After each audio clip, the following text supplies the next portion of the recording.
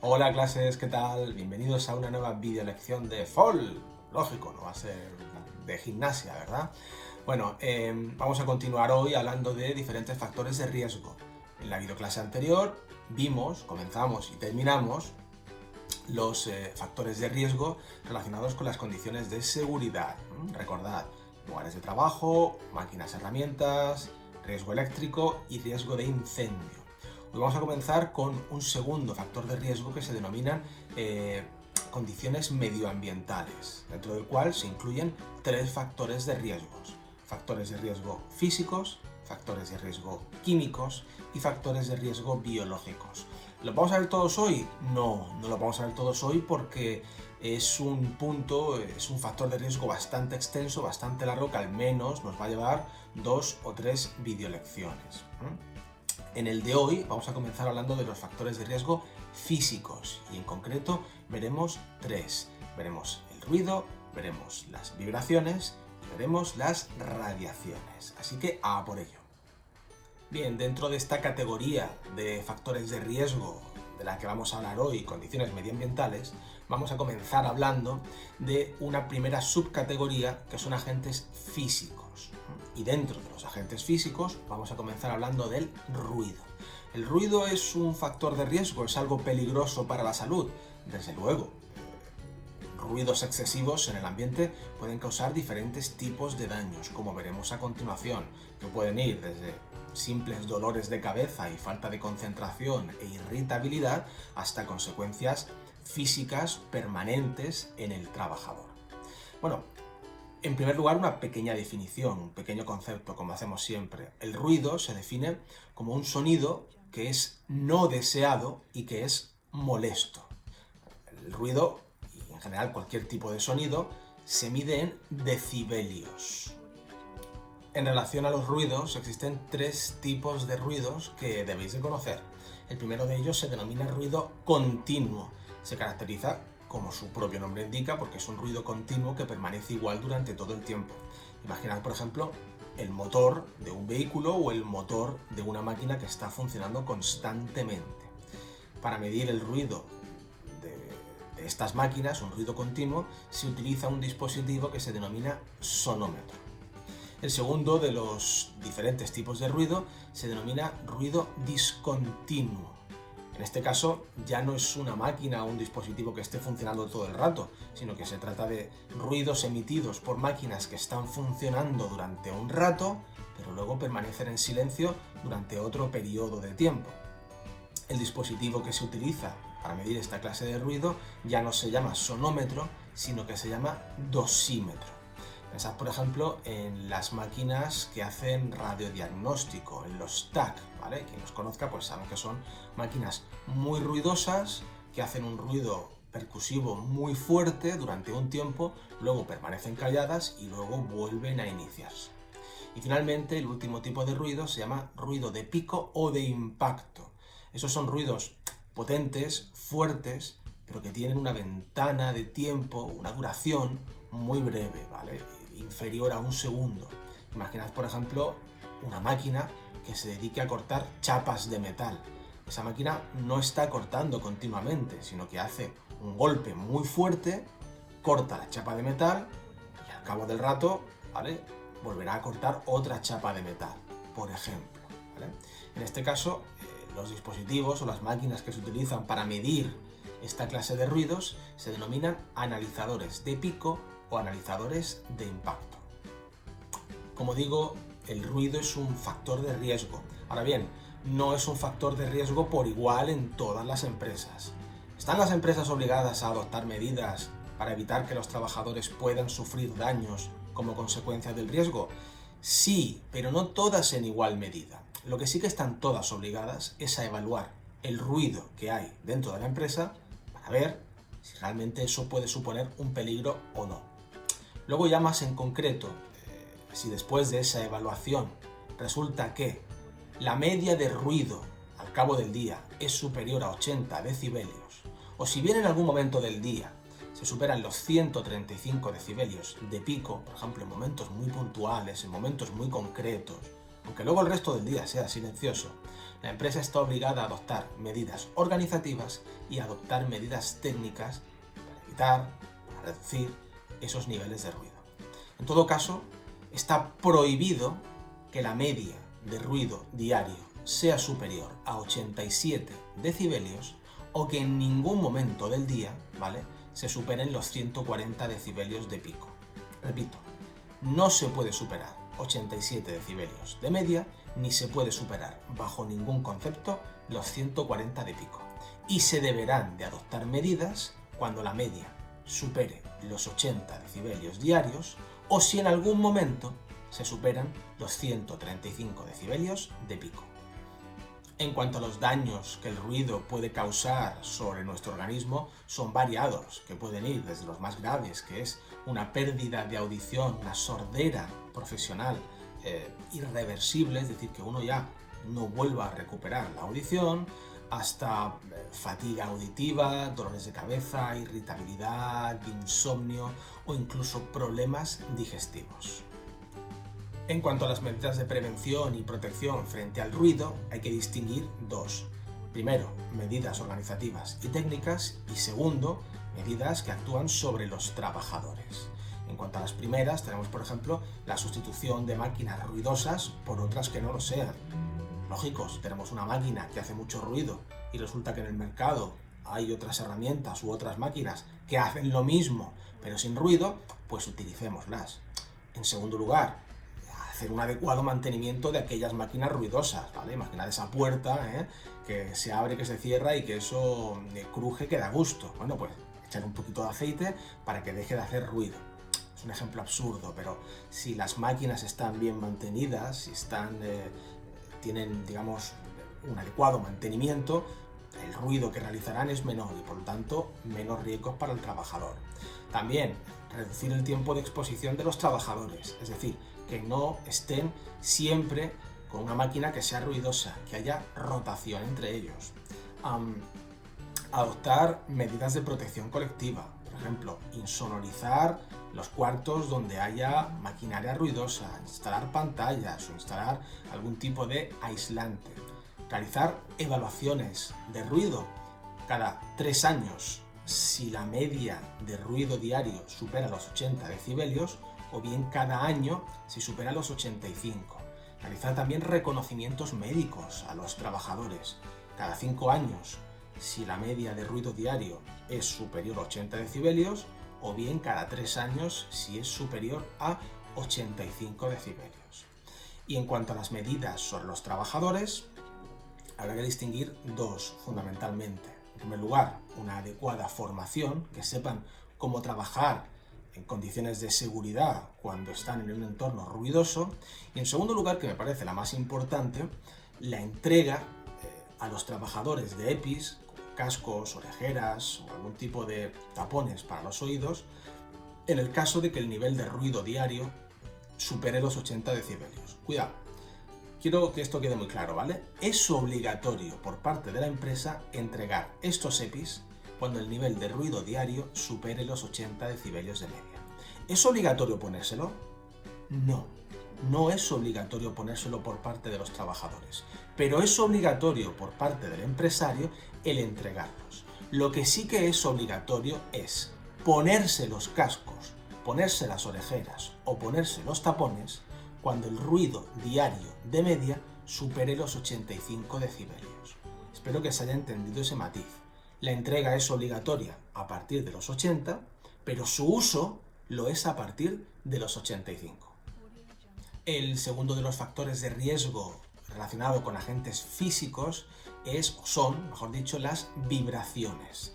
Las vibraciones se producen cuando un objeto vibra de manera alternativa respecto a su propio eje, ¿vale? Pensad, por ejemplo, en herramientas o en máquinas como un taladro, como un martillo neumático, Satisfyer, o como cualquier otra maquinaria industrial o agrícola, ¿vale? Por ejemplo, un tractor. Eso, quien sabe montar en un tractor sabe que eso vibra, que da gusto. También hace un tiempo las cabinas de los autobuses que no estaban adecuadamente mantenidas o que no estaban adecuadamente instaladas o que no eran modernas vibraban muchísimo, y eso, pues al cabo del día, el chofer del autobús o el conductor de la maquinaria agrícola antigua, cuando se bajaba de la misma, pues le dolían los brazos, le dolían los hombros, le dolía el cuello, le dolía la espalda. ¿Por qué?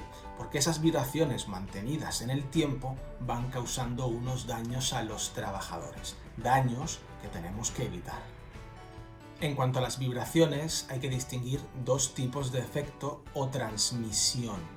En primer lugar, vibraciones que producen efectos en el eje de transmisión mano-brazo. Esto se produce con aquellas herramientas, como he comentado antes, taladros, motosierras o martillos neumáticos, en los que la tensión de alguien que está sosteniendo la herramienta entre sus manos se extiende a lo largo del brazo, pasando pues, por todas las partes hasta el hombro. El segundo de los sistemas de transmisión afectados por las vibraciones se denomina de cuerpo entero, que es cuando en este caso es todo nuestro cuerpo el que está vibrando junto con la máquina, como sucede con maquinaria industrial, como sucede con grandes vehículos de transporte o con otro tipo de maquinaria pesada. En cuanto a los daños que las vibraciones pueden producir por nuestro cuerpo, hay que distinguir según que afecten al sistema de transmisión mano-brazo o al sistema de transmisión al cuerpo entero. Si afectan al primero, al sistema mano-brazo, pues destacaremos, por ejemplo, la artrosis de codo, también denominado codo de tenista, lesiones de muñeca, o uno muy popular y muy llamativo que se denomina síndrome del dedo blanco o síndrome de Raynaud. ¿Esto en qué consiste?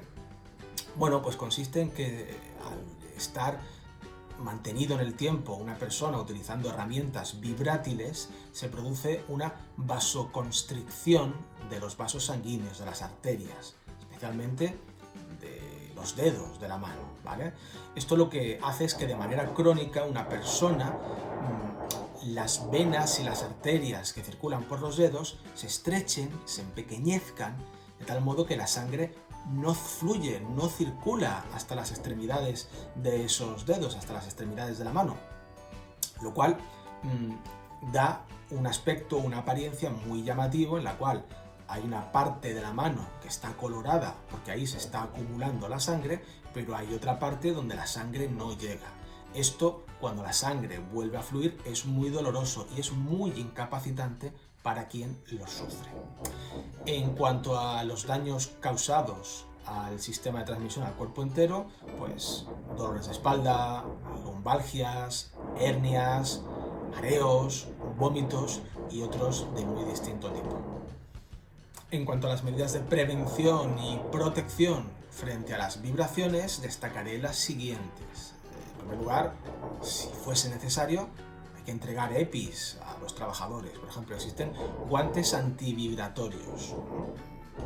Las personas, por ejemplo, los profesionales de la jardinería, los jardineros, que se dedican a podar o a limpiar o a cuidar jardines, y utilizan cortasetos o utilizan motosierras o utilizan otra clase de elementos, utilizan estos guantes para que las vibraciones de la herramienta pues se atenúen, se amortigüen lo más que se pueda para que no afecten a sus brazos o a sus manos.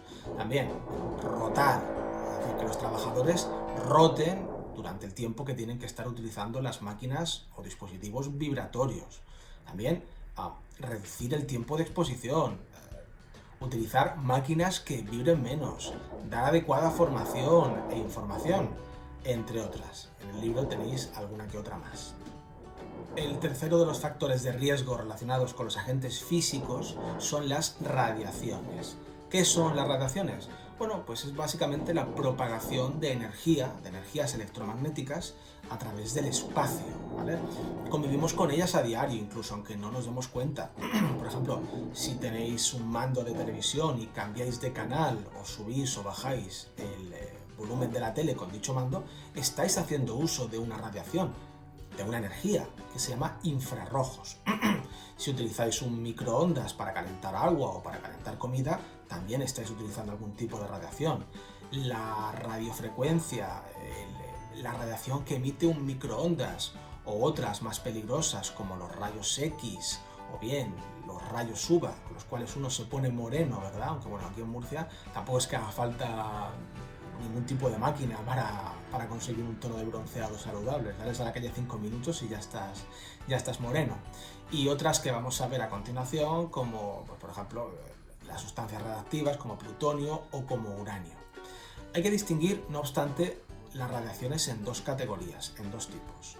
En primer lugar, las radiaciones ionizantes, ¿vale? Se denominan así porque ionizan la materia, ¿vale? Tampoco voy a entrar en complejidades técnicas, simplemente baste con saber que estas son las más peligrosas, las ionizantes. ¿Por qué?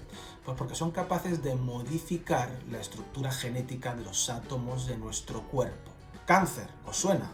Pues esto se produce con radiaciones ionizantes, ¿vale? Que pueden reescribir la estructura genética de nuestro ADN y normalmente no para bien, ¿vale? No, esto no es como Spiderman, que te pica una araña y de repente te pones a trepar muros, ¿vale? No, suelen ser consecuencias pues, bastante más desagradables. Y la segunda de las categorías de radiaciones son las no ionizantes, que aunque no ionizan la materia, aunque no son tan peligrosas, sí que pueden causar daños a la salud si no se tiene cuidado con ellas. En cuanto a los daños producidos en nuestro cuerpo por las radiaciones, el libro recoge de manera muy resumida un par de ellos.